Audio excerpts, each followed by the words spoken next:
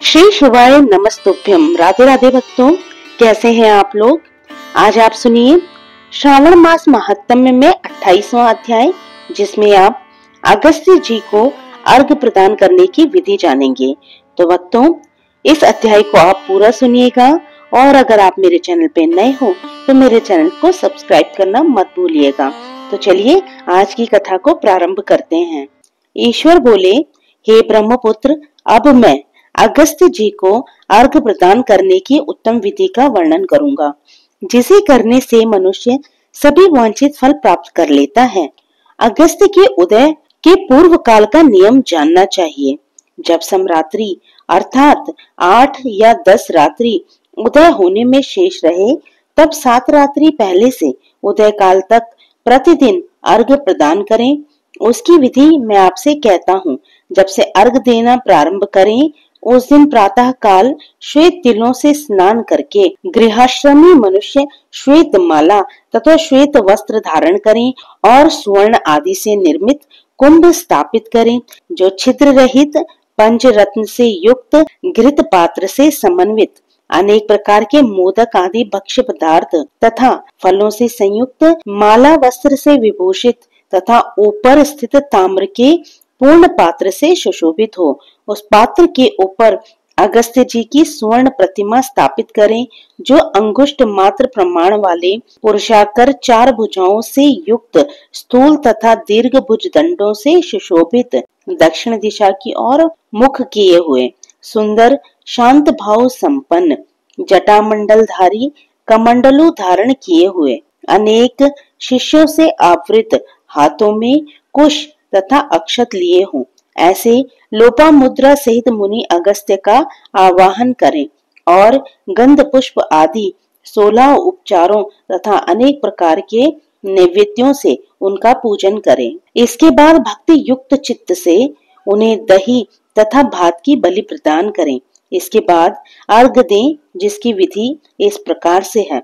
सुवर्ण, चांदी, ताम्र अथवा बांस के पात्र में नारंगी, खजूर, नारिकेल, कुष्मांड, करेला, केला, अनार, बैंगन, बिचौरा, नींबू, अखरोट, पिस्तक, नील कमल, पद्म, कुश, दुर्वांकुर, अन्य प्रकार के भी उपलब्ध फल तथा पुष्प, नानाविध भक्ष्य पदार्थ, सप्त धान्य, सप्त अंकुर, पंच पल्लव और वस्त्र, इन पदार्थों को रखकर पात्र की विधिवत पूजा करें।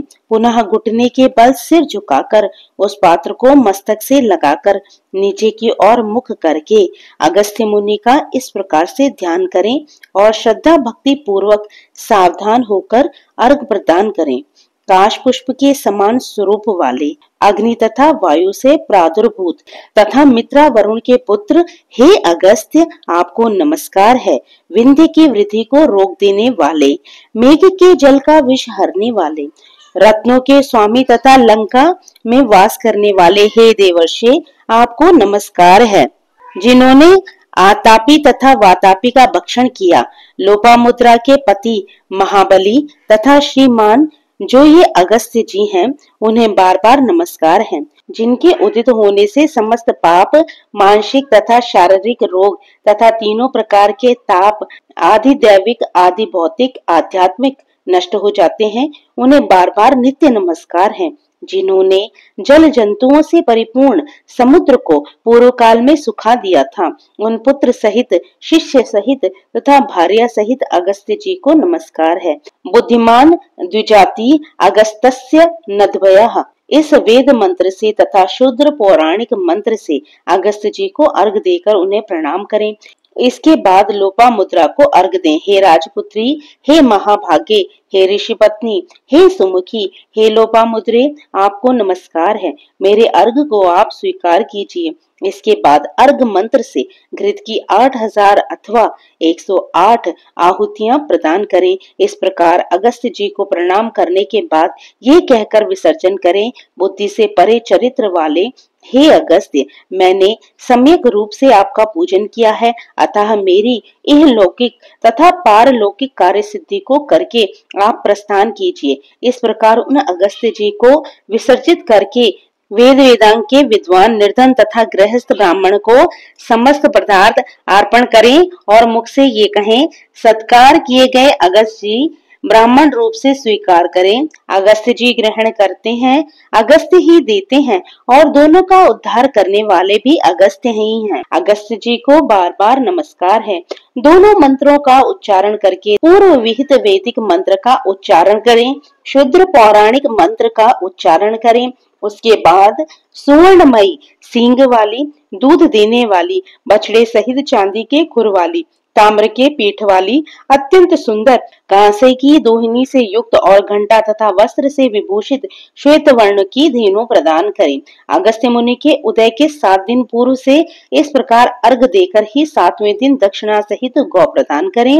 इस प्रकार इस व्रत को 7 वर्ष तक करके निष्काम व्यक्ति पुनर्जन्म को प्राप्त नहीं होता और सकाम व्यक्ति चक्रवर्ती राजा होता है तथा रूप व आरोग्य से युक्त रहता है। ब्राह्मण 4 वेदों तथा सभी शास्त्रों का विद्वान हो जाता है। क्षत्रिय समुद्र पर्यंत समस्त पृथ्वी को प्राप्त कर लेता है। वैश्य धान्य संपदा और गोधन प्राप्त कर लेता है। शूद्रों को अत्यधिक धन, आरोग्य तथा सत्य की प्राप्ति होती है। स्त्रियों को पुत्र उत्पन्न होते हैं, उनका सौभाग्य बढ़ता है तथा घर समृद्धि में हो जाता है। हे ब्रह्मपुत्र, विधवाओं का महापुण्य बढ़ता है। कन्या रूप गुण संपन्न पति प्राप्त करती हैं और दुखी मनुष्य रोग से मुक्त हो जाता है।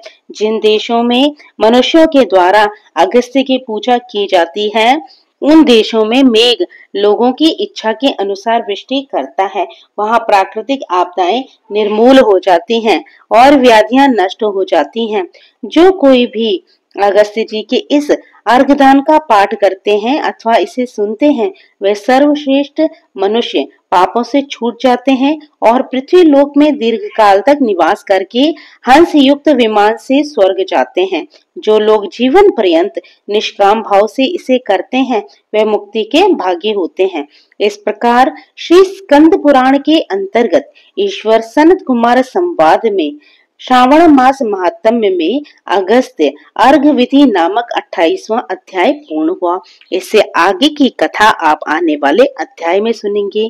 तो भक्तों, अगर आपको ये कथा अच्छी लगी हो तो इसको लाइक कीजिएगा और मेरे चैनल पे यदि आप नए हो तो प्लीज मेरे चैनल को सब्सक्राइब करना मत भूलिएगा। तो फिर प्रभु का नाम लेते रहिए, पुण्य के भागी बनते रहिए। जय श्री कृष्णा, राधे राधे।